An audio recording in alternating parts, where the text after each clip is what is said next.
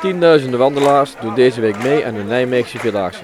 Speciaal voor de lopers uit Vanray is er op de derde dag in Milsbeek een rustplaats. Voor sommige wandelaars komt de pauze goed uit. Ik ben een beetje moe, maar dat is normaal na 3 dagen, dus. Maar dat gaat wel weer een krover. De benen voelen nog prima. Ja, goed. Ik voel natuurlijk wel dat ik 100 kilometer gelopen heb, maar niet noemenswaardig. We gaan lekker gezellig verder. Gaat goed. Het was gisteren wel een beetje zwaar, maar ja, dat hoort wel bij. Dat, voor mij is het ook de 6e keer. Dus ik wist het dat de tweede keer, de tweede dag, dat is helemaal zwaar. Meestal wel. En vandaag ook. Een beetje pijn van het benen, maar ja, wel gezellig bij ook. Ja. Hoe vaak heb je gelopen?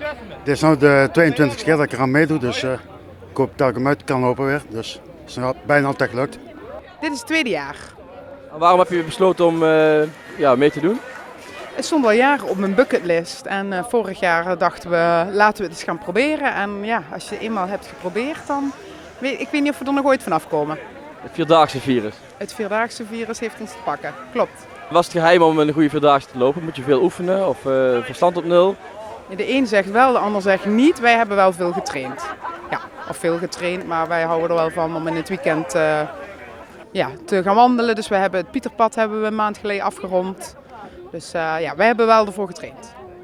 Ik train iedere weekend. Ja, gezellig met maatjes en soms met alleen. En dan wel een mooie tijd om met andere mensen leren kennen ook. Ja. De Vanrayse Toei loopt al jaren de Vierdaagse voor het goede doel.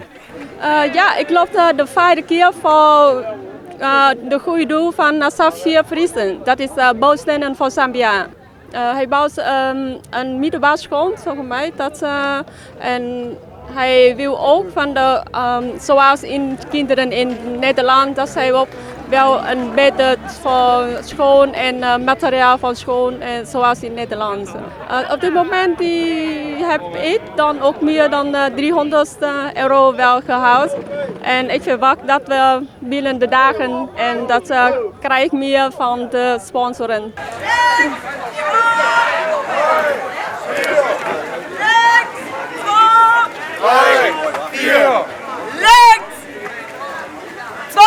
Maar was het geheim om een goede Vierdaagse uit te lopen? Verstand op nul en blik op oneindig en doorlopen. Gewoon eigen tempo, ja, dat is het best. En dan de kop naar beneden, muziek aan en gas erop. Nou, kop niet naar beneden, maar wel wat muziek op en gas erop. Dat is wel het beste, ja. Dag 3 afmaken en dag 4, het lukt wel dit jaar, zeg maar.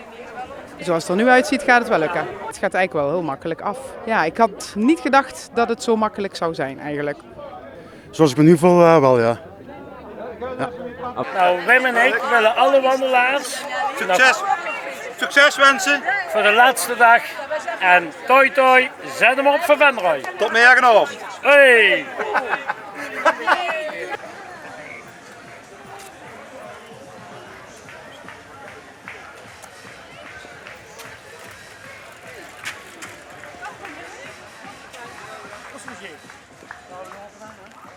Langzaam.